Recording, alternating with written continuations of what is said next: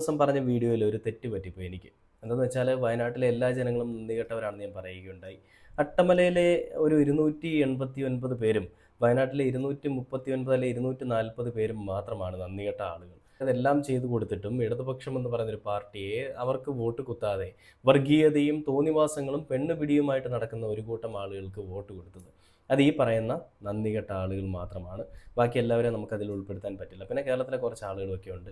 എല്ലാ ആനുകൂല്യങ്ങളും കിട്ടിയതിന് ശേഷം എല്ലാം വാരി എല്ലാം സ്വന്തമാക്കിയതിന് ശേഷം തന്നെ ഇത്രയും നാൾ സഹായിച്ചിരുന്ന ആളുകളെ തള്ളിപ്പറഞ്ഞൊരവസ്ഥ. ഇത് തന്നെയാണ് ഇന്ന് കേരളത്തിൻ്റെ ട്രെൻഡ് കേട്ടോ. എല്ലാ റിലേഷൻഷിപ്പ് ആണെന്നുണ്ടെങ്കിലും അല്ലാതെ ഈ പറയുന്ന പാർട്ടിയിലാണെന്നുണ്ടെങ്കിലും എല്ലായിടത്തും ഇതേ കാര്യം തന്നെയാണ് നടക്കുന്നത്. മണി എന്ന് പറയുന്ന മണിയാശാൻ ഇന്നൊരു കാര്യവുമായിട്ട് ഒരു പ്രഖ്യാപനമായിട്ട് രംഗത്തേക്ക് വന്നിട്ടുണ്ട്.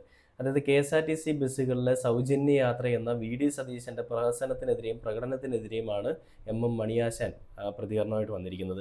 അതിലും മണിയാശാൻ